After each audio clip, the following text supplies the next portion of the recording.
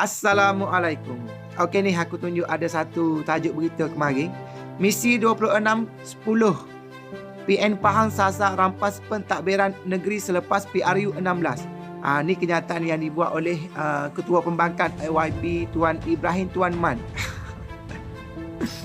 Jadi dia punya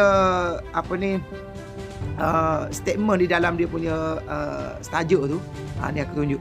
Fokus utama adalah kepada penyelesaian isu rakyat termasuk kos sara hidup, peluang pekerjaan dan kesejahteraan sosial. Aku bila mana baca berita ni, aku rasa nak tergelak. Ni contoh yang nyata hipokritnya pemimpin PAS ni, terutama sekali kepada Ketua Pembangkang YB Tuan Ibrahim Tuan Man. Nak bercakap kesejahteraan sosial apa, Ustaz? Nak tambah peluang pekerjaan. Nak tambah peluang pekerjaan apa? Kita ambil contoh di Kelantan lah. Saya orang Kelantan.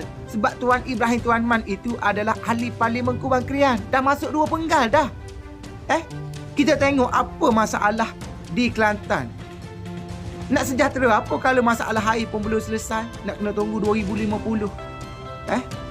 Kalau rakyatnya nak pergi tempat riadah, nak lepak sampai kena pergi airport, itu pun sebab airport di-upgrade oleh kerajaan pusat 400 juta lebih.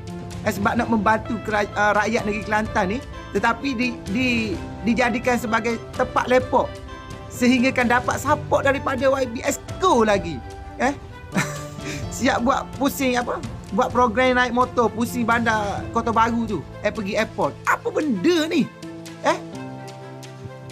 Kalau nak bercakap soal peluang pekerjaan, kenapa tak buat dulu di Kelantan? Kau tengok ni, rakyat Kelantan ni beramai-ramai pergi berhijrah di Kuala Lumpur, Selangor, Johor apa semua ni. Sebab apa? Sebab peluang pekerjaan di Kelantan tu terhad. Lepas tu sembang lagi nak buat dekat Pahang. Konon-konon nak tambah peluang pekerjaan.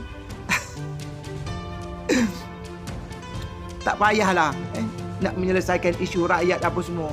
Di Pahang ni saya rasa jauh serba-serbi lah lebih daripada Kelantan. Sebab saya orang Kelantan, saya tahulah. Dan Tuan Ibrahim tu pun dia dah masuk 2 penggal dah jadi ahli parlimen. Betul lah dia tak ada dalam struktur pentadbiran kerajaan negeri Kelantan. Dah tu kamu sama-sama PAS, ajarlah Menteri Besar tu, ajarlah Exco apa semua tu macam mana nak buat. Contoh dah ada dah kepada rakyat Pahang. Sebelum Tuan Ibrahim tu nak buat dekat Pahang, tanya dia dulu, adakah di Kelantan tu dah settle, dah buat ke?